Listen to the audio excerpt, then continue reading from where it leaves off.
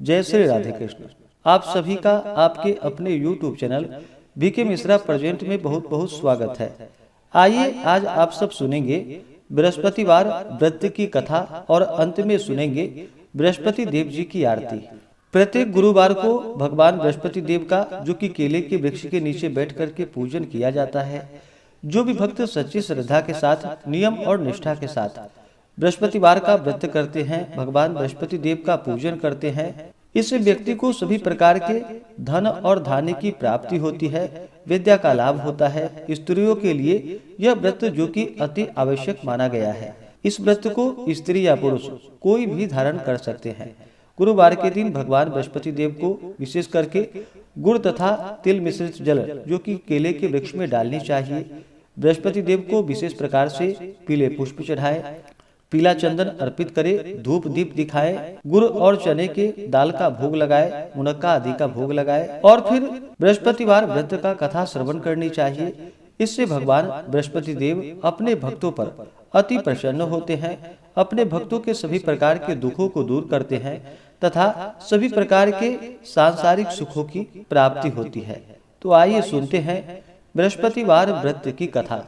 तो बोलिए प्रेम से बृहस्पति भगवान की जय, भगवान विष्णु की जय, माता लक्ष्मी की जय, सर्वदेवी देवता की जय। प्राचीन समय की बात है।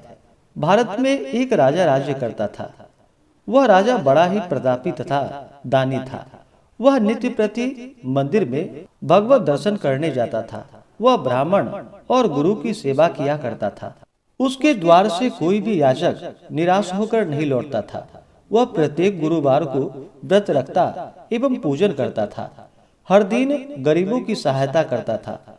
परंतु यह सब बातें उसकी रानी को बिल्कुल भी अच्छी नहीं लगती थी। वह न तो व्रत करती थी और न ही किसी को एक पैसा दान में देती थी। वह राजा से भी ऐसा करने को मना किया करती थी। एक समय की बात है कि राजा शिकार खेलने वन को चले गए। घर पर रानी और दासी थी।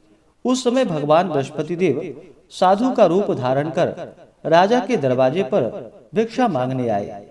साधु ने रानी से भिक्षा मांगी तो वह कहने लगी कि हे साधु महाराज, मैं इस दान और पुण्य से तंग आ गई हूँ। इस कार्य के लिए तो मेरे पतिदेव ही बहुत हैं। अब आप ऐसी कृपा करें कि सारा धन नष्ट हो जाए तथा मैं आराम से रह सकूं। साधु रूपी बृहस्पति देव ने कहा कि हे देवी, तुम बड़ी विचित्र हो। संतान और धन से कोई दुखी नहीं होता है, इसको सभी चाहते हैं। पापी भी पुत्र और धन की इच्छा करता है। अगर तुम्हारे पास धन अधिक है तो भूखे मनुष्यों को भोजन कराओ, प्याऊ लगवाओ, ब्राह्मणों को दान दो, धर्मशालाएं बनवाओ, कुआं, तालाब, बावड़ी, बाग बगीचे आदि का निर्माण कराओ तथा निर्धनों की कुमारी कन्याओं का विवाह करवाओ, साथ ही यज्ञादि करो। इस प्रकार के कर्मों से आपके कुल का और आपका नाम परलोक में भी सार्थक होगा एवं तुम्हें भी स्वर्ग की प्राप्ति होगी। परंतु रानी साधु की इन बातों से खुश ना हुई। उसने कहा कि हे साधु महाराज, मुझे ऐसे धन की आवश्यकता नहीं जिसको मैं अन्य लोगों को दान देती फिरूं तथा जिसको रखने और संभालने में ही मेरा सारा समय नष्ट हो जाए। साधु ने कहा कि हे देवी, यदि तुम्हारी ऐसी ही इच्छा है तो जैसे मैं तुम्हें बताता हूँ तुम वैसा ही करना। बृहस्पतिवार के दिन घर आंगन को गोबर से लीपना, अपने केशों को पीली मिट्टी से धोना, केशों को धोते समय स्नान करना, राजा से कहना वह हजामत करवाए, भोजन में मांस मदिरा खाना, कपड़े धोबी के यहाँ धुलने देना। इस प्रकार 7 बृहस्पतिवार करने से तुम्हारा सारा धन नष्ट हो जाएगा। यह कहकर साधु महाराज रूपी बृहस्पति देव वहां से अंतर ध्यान हो गए। रानी ने साधु के ऐसे कहने के अनुसार 7 बृहस्पतिवार तक वैसा ही किया और फिर केवल 3 ही बृहस्पतिवार बीते थे कि उसकी समस्त धन और संपत्ति नष्ट हो गई। भोजन के लिए दोनों समय परिवार तरसने लगा तथा सांसारिक भोगों से दुखी रहने लगा। तब राजा रानी से कहने लगा कि हे रानी, तुम यहाँ पर रहो, मैं दूसरे देश को जाता हूँ। क्योंकि यहाँ पर मुझे सभी मनुष्य जानते हैं, इसलिए मैं यहाँ पर कोई काम नहीं कर सकता। अब मैं परदेश जा रहा हूँ, वहाँ कोई काम धंधा करूँगा, शायद हमारे भाग्य बदल जाए। ऐसा कहकर राजा परदेश को चला गया। वह वहाँ जंगलों से लकड़ियाँ काट कर लाता और शहर में बेचता था। इस तरह जीवन व्यतीत करने लगा। उधर राजा के बिना रानी और दासियां दुखी रहने लगी। किसी दिन भोजन मिलता और किसी दिन जल पीकर ही रह जाती थी। एक समय रानी और दासियों को 7 दिन बिना भोजन के व्यतीत करना पड़ा। तो रानी ने अपनी दासी से कहा कि हे दासी, यहाँ पास ही के नगर में मेरी बहन रहती है, वह बड़ी धनवान है। तू उसके पास जा और वहां से 5 सेर बेझर मांग कर ले आ, जिससे कुछ समय के लिए गुजारा हो जाएगा। दासी रानी की बहन के पास गई। रानी की बहन उस समय पूजा कर रही थी। बृहस्पतिवार का दिन था। दासी ने रानी की बहन से कहा कि हे रानी, मुझे आपकी बहन ने भेजा है, मुझे 5 सेर बेझर दे दो। दासी ने यह बात अनेकों बार कही, परंतु रानी की बहन ने कोई उत्तर नहीं दिया, क्योंकि वह उस समय बृहस्पतिवार की कथा सुन रही थी। जब दासी को रानी की बहन से कोई उत्तर ना मिला तो वह बहुत दुखी हुई। उसे क्रोध भी आया। वह लौटकर रानी से जाकर बोली कि हे रानी, आपकी बहन बहुत ही घमंडी है, वह छोटे लोगों से बात भी नहीं करती। मैंने उससे कहा तो उसने कोई उत्तर नहीं दिया। मैं वापस चली आई। रानी बोली कि हे दासी, इसमें उसका कोई दोष नहीं है। जब बुरे दिन आते हैं तब कोई सहारा नहीं देता। अच्छे बुरे का पता विपत्ति में ही लगता है। जो ईश्वर की इच्छा होगी वही होगा। यह सब हमारे भाग्य का दोष है। उधर रानी की बहन ने सोचा कि मेरी बहन की दासी आई थी, परंतु मैं उससे नहीं बोली, इससे वह बहुत दुखी हुई होगी।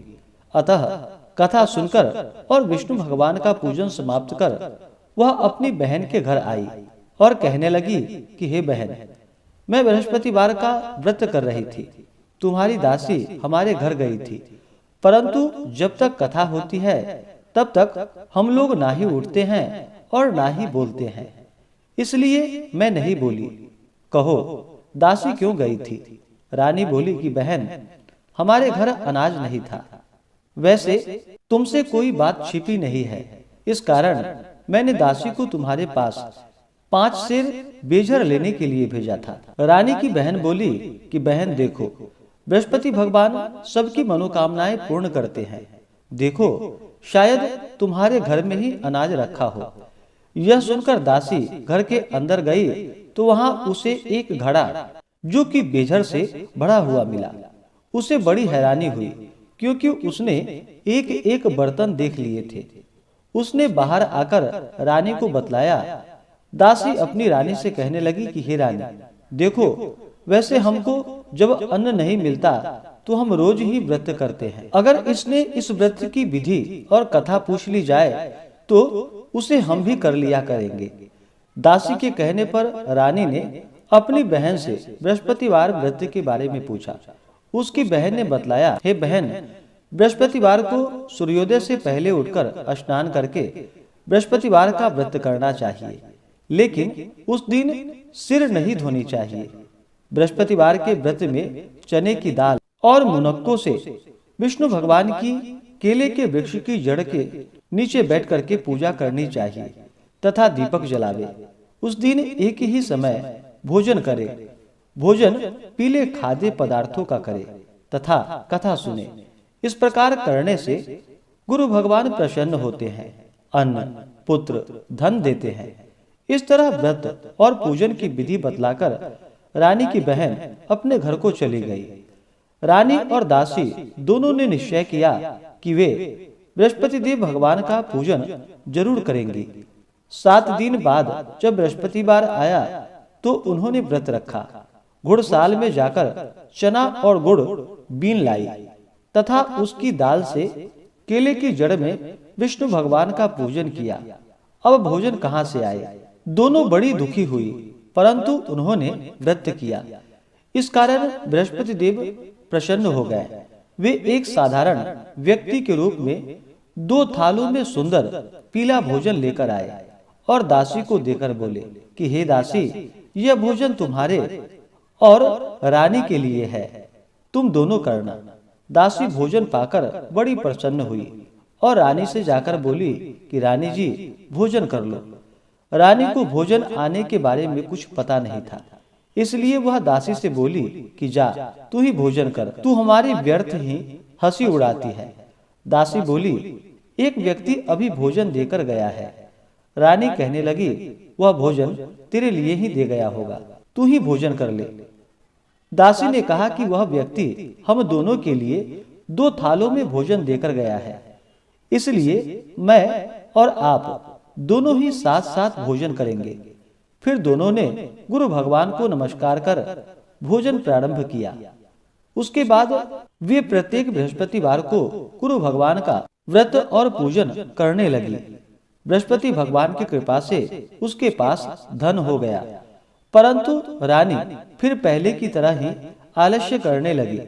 तब दासी बोली कि देखो रानी, तुम पहले भी इस प्रकार आलस्य करती थी, तुम्हें धन के रखने में तुम्हें कष्ट होता था, इस कारण सभी धन नष्ट हो गया। अब जब गुरु भगवान की कृपा से धन मिला है तो फिर तुम्हें आलस्य नहीं करना चाहिए।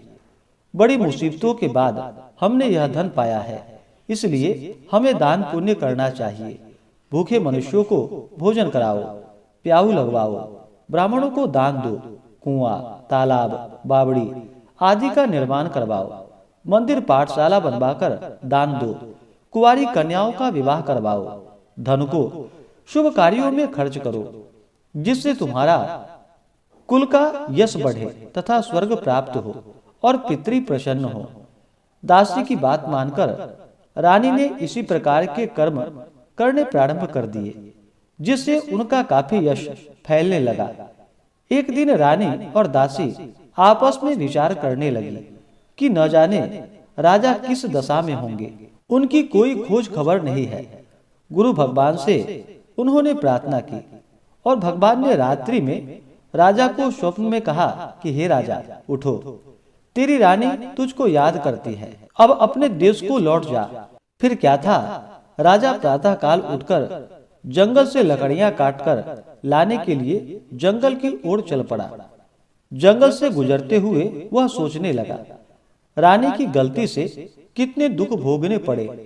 राजपाट छोड़कर उसे जंगल में आकर रहना पड़ा। जंगल से लकड़ियां काटकर उन्हें बेचकर गुजारा करना पड़ा।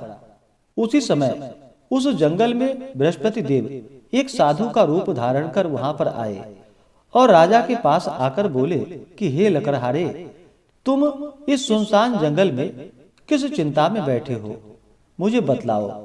यह सुनकर राजा के नेत्रों में जल भर आया और साधु की वंदना कर बोला कि हे प्रभु, आप सब कुछ जानने वाले हैं। इतना कहकर राजा ने साधु को अपनी संपूर्ण कहानी सुना दी। महात्मा तो स्वभाव से ही दयालु होते हैं।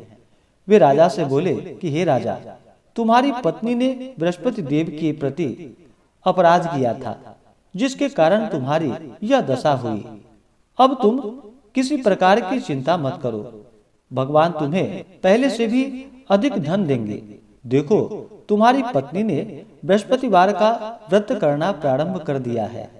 अब तुम भी बृहस्पतिवार का व्रत करके चने के दाल व गुड़ और जल को लोटे में डालकर केले के पत्ते से भगवान विष्णु का पूजन करो।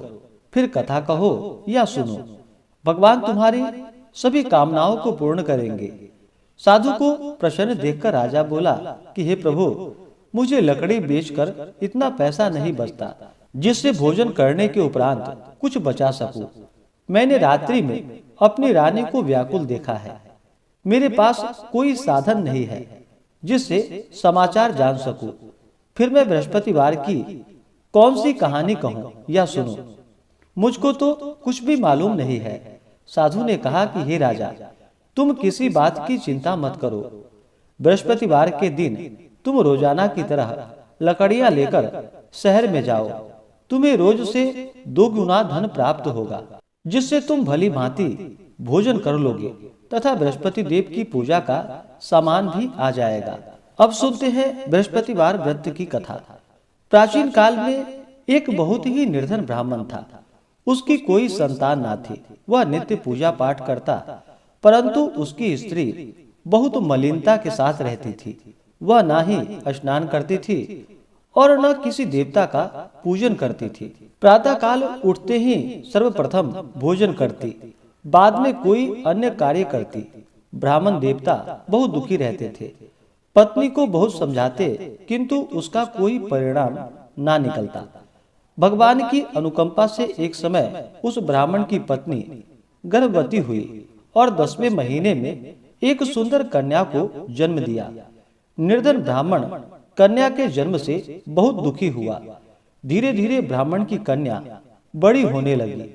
बचपन से ही उस कन्या की रुचि भगवान विष्णु की पूजा में थी। वह प्रातः उठते ही स्नान आदि करके भगवान विष्णु का पूजन करने मंदिर में जाती थी। बृहस्पतिवार को व्रत करके विधिवत पूजा पाठ करती थी। पूजा पाठ के बाद वह पढ़ने के लिए पाठशाला में चली जाती थी। घर से चलते हुए वह मुट्ठी भर जौ साथ लेकर जाती थी और पाठशाला के रास्ते में थोड़े थोड़े जौ गिराती हुई जाती थी। जब वह पाठशाला से घर लौटती तो जौ के वह दाने जो कि सोने में बदले हुए उसको मिलते। लड़की सभी सोने के दाने बीन लाती थी। एक दिन जब वह सोने के दानों को साफ कर रही थी तो उसकी माँ ने कहा, बेटी, सोने के दाने साफ करने के लिए सोने का सूप भी तो होना चाहिए। अगले दिन बृहस्पतिवार था। उसने भगवान बृहस्पति देव की पूजा करते हुए उनसे प्रार्थना की कि हे भगवान, यदि मैंने आपका व्रत विधिवत किया हो तो मुझे सोने का सूप दे दो। भगवान बृहस्पति देव ने उसकी मनोकामना पूरी करने का वचन दिया। पाठशाला से लौटते समय उसे रास्ते में सोने का सूप पड़ा हुआ मिला। घर लौटकर सोने का सूप अपनी माँ को दिखाकर वह सोने के दाने साफ करने लगी। उसी समय नगर का राजकुमार उसके घर के पास से गुजरा। उस सुंदर लड़की को सोने के सूप में जौ साफ करते हुए देखकर राजकुमार उस पर मोहित हो गया। महल में लौटकर राजकुमार ने राजा से उस लड़की से विवाह करने की इच्छा प्रकट की। तो राजा ने ब्राह्मण को महल में बुलाकर राजकुमार से लड़की की विवाह की बात कही। ब्राह्मण तैयार हो गया और फिर धूमधाम से उस लड़की का विवाह राजकुमार से हो गया। दुल्हन बनकर ब्राह्मण की लड़की महल में चली गई। लड़की के चले जाने से ब्राह्मण फिर निर्धन हो गया। उसे कई कई दिन भोजन भी नहीं मिलता था। बहुत दुखी होकर ब्राह्मण एक दिन अपनी लड़की के पास गया। अपने पिता से निर्धनता का समाचार सुनकर उसे बहुत सा धन देकर पिता को विदा किया। उस धन से ब्राह्मण के कुछ दिन तो आराम से गुजर गए, लेकिन जल्दी ही फिर भूखे मरने की हालत हो गई। ब्राह्मण अपनी लड़की से धन लेने के लिए फिर महल में पहुंचा। लड़की ने पिता की बुरी हालात देखकर कहा, पिताजी, आखिर आप कब तक मुझसे धन लेकर जीवन यापन करेंगे? आप कोई एक उपाय क्यों नहीं करते जिससे आपका घर धन संपत्ति से भर जाए? ब्राह्मण ने कहा, मैंने तेरी माँ को बहुत समझा लिया, पर उसकी समझ में कुछ नहीं आता। उसका फुहरपन नष्ट हो तो घर की निर्धनता भी दूर हो जाए। तब कुछ सोचकर लड़की ने पिता से कहा कि पिताजी, आप कुछ दिनों के लिए माँ को मेरे पास छोड़ जाओ। तब कुछ सोच समझकर ब्राह्मण पत्नी को लड़की के पास महल में छोड़ आया। लड़की ने अपनी माँ से कहा कि माँ, तुम कल प्रातः उठकर स्नान आदि करके भगवान बृहस्पति देव भगवान विष्णु की पूजा अवश्य करना। पूजा करने से तुम्हारी निर्धनता अवश्य दूर हो जाएगी। लेकिन उसकी माँ ने उसकी कोई बात ना मानी। तब क्रोधित होकर लड़की ने अपनी माँ को एक कक्ष में बंद कर दिया। सूर्योदय के समय माँ को उठाकर जबरदस्ती उसे स्नान करवाया और फिर मंदिर में ले जाकर भगवान बृहस्पति देव की पूजा करवाई। कुछ दिनों तक ऐसा करने से माँ की बुद्धि में परिवर्तन हुआ और वह स्वयं बृहस्पतिवार का व्रत रखने लगी। उसके व्रत रखने से ब्राह्मण के घर में भगवान विष्णु की अनुकंपा से धन की वर्षा होने लगी। दोनों पति पत्नी धन संपत्ति पाकर आनंद पूर्वक जीवन यापन करते हुए विष्णु धाम को चले गए। और उस लकड़हारा बने राजा ने उन साधु से भगवान बृहस्पति देव की यह कथा सुनकर बृहस्पतिवार का व्रत करके भगवान विष्णु की पूजा की। उस दिन से उसके सभी क्लेश दूर हो गए। लेकिन अगले बृहस्पतिवार को कामकाज में अधिक व्यस्त रहने के कारण उसने भगवान बृहस्पति देव जी का व्रत नहीं किया। भगवान बृहस्पति देव लकड़हारे से क्रोधित हो गए और उसे भूल की सजा दी। उस दिन नगर के राजा ने नगर में घोषणा करके सबको सूचित किया कि प्रत्येक नागरिक मेरे महल में भोजन करने आए। जो नहीं आएगा उसे अपराधी मानकर भारी दंड दिया जाएगा। लकड़हारा बने राजा ने उस नगर के राजा की घोषणा तो सुन ली, लेकिन जंगल से लकड़ी काटकर लाने और उन्हें बेचने में देर हो जाने के कारण वह समय पर महल में भोजन करने नहीं जा सका। अतः राजा के सैनिक लकड़हारे को पकड़कर महल में ले गए। राजा ने उसे महल में एक कक्ष में बैठाकर भोजन कराया।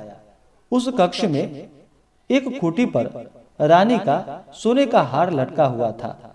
लकड़हारा अकेला उस कक्ष में भोजन कर रहा था। तभी उसने एक आश्चर्यजनक घटना घटती हुई देखी। देखते ही देखते वह खूंटी हार को निगल गई। थोड़ी देर बाद राजा ने हार गायब देखा तो लकड़हारे को कारावास में डलवा दिया। लकड़हारा मन ही मन अपने भाग्य को कोसने लगा। तभी उसे जंगल में मिले साधु का स्मरण हो आया। थोड़ी देर में भगवान बृहस्पति देव सन्यासी के रूप में उसके सामने प्रकट हुए और कहा कि हे लकड़हारे, तूने भगवान बृहस्पति देव की पूजा नहीं की, इसी कारण तुम्हें कष्ट हुआ है। लेकिन अब चिंता मत करो। बृहस्पतिवार के दिन कारागार के दरवाजे पर तुम्हें कुछ पैसे पड़े हुए मिलेंगे।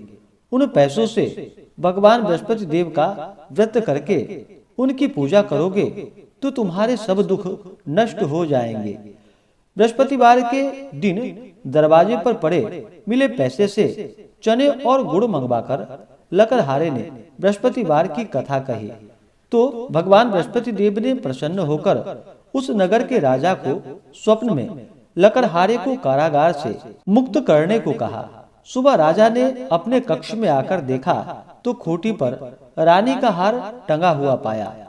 राजा ने लकड़हारे को मुक्त कर दिया और उसे धन और आभूषण आदि देकर विदा किया। लकड़हारा बना राजा उस नगर से चलकर अपने नगर में पहुंचा तो उस नगर में कुएं, धर्मशालाएं, बाग बगीचे देखकर बहुत प्रसन्न हुआ।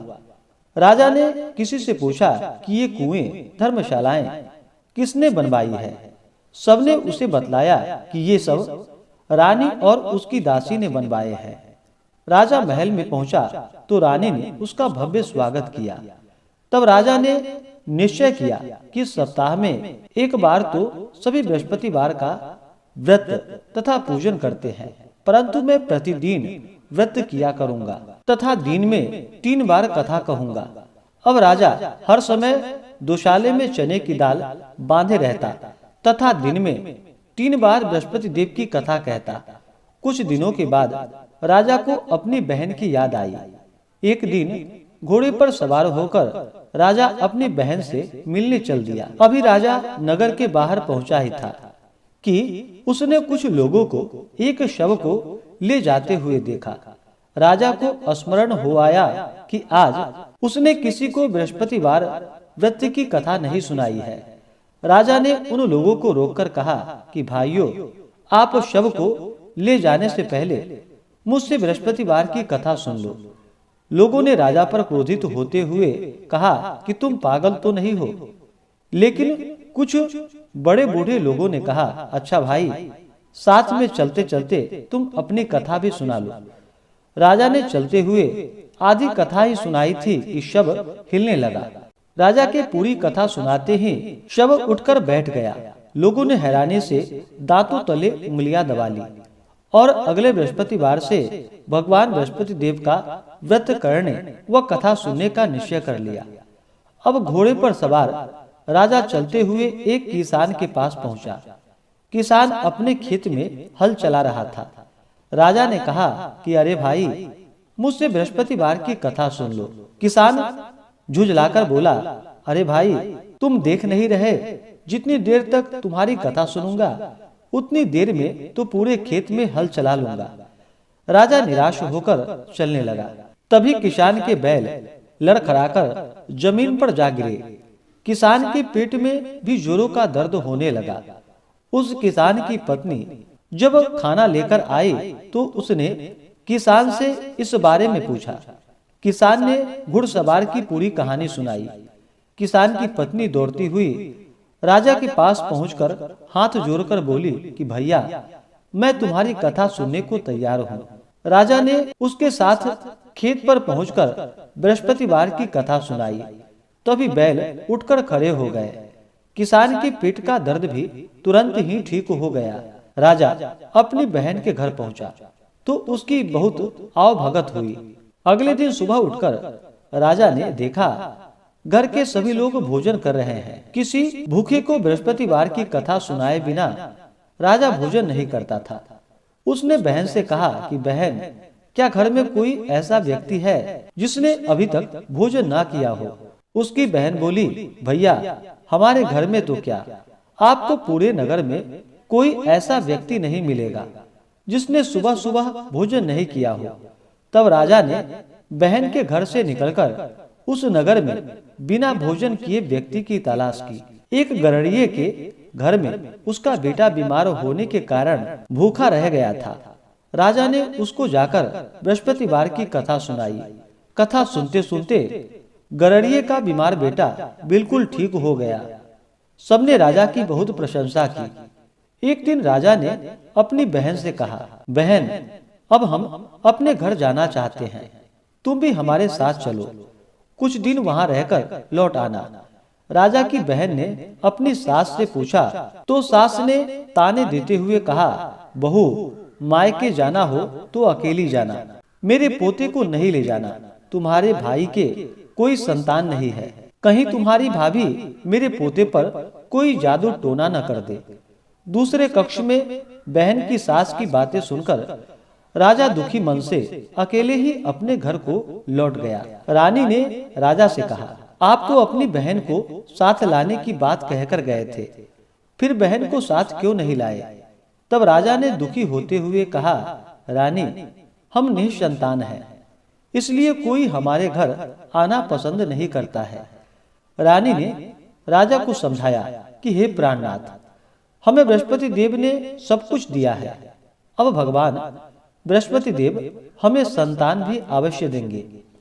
बृहस्पतिवार को विधिवत व्रत करते हुए राजा रानी ने भगवान बृहस्पति देव से संतान के लिए प्रार्थना की। कुछ दिनों के बाद उन्होंने स्वप्न में दर्शन देते हुए कहा, हे राजन, तेरी मनोकामना अवश्य पूरी होगी। एक सप्ताह बाद ही रानी गर्भवती हो गई। 10वें महीने में रानी ने एक सुंदर पुत्र को जन्म दिया। राजा रानी जीवन पर्यंत बृहस्पतिवार का व्रत करते रहे। उनके घर में धन की वर्षा होती रही। इस तरह आनंद पूर्वक जीवन यापन करते हुए राजा रानी भगवान बृहस्पति देव की अनुकंपा से मोक्ष को प्राप्त करके सीधे वैकुंठ धाम को पहुंच गए। बृहस्पतिवार को विधिवत व्रत करके जो स्त्री पुरुष भगवान बृहस्पति देव की पूजा करते हैं तो भगवान उनकी सभी मनोकामनाएं अवश्य ही पूर्ण करते हैं। तो बोलिए प्रेम से भगवान बृहस्पति देव की जय, भगवान विष्णु की जय, माता लक्ष्मी की जय, सर्वदेवी देवता की जय। इसी प्रकार से ज्ञानवर्धक जानकारियाँ प्राप्त करते रहने के लिए, कथा को सुनने के लिए, व्रत पूजा के बारे में जानने के लिए चैनल पे अगर आप नए हैं तो चैनल को लाल बटन दबा करके सब्सक्राइब करें, साथ में बेल आइकन घंटी को दबाएं ताकि वीडियो का नोटिफिकेशन आपको समय से मिलता रहे।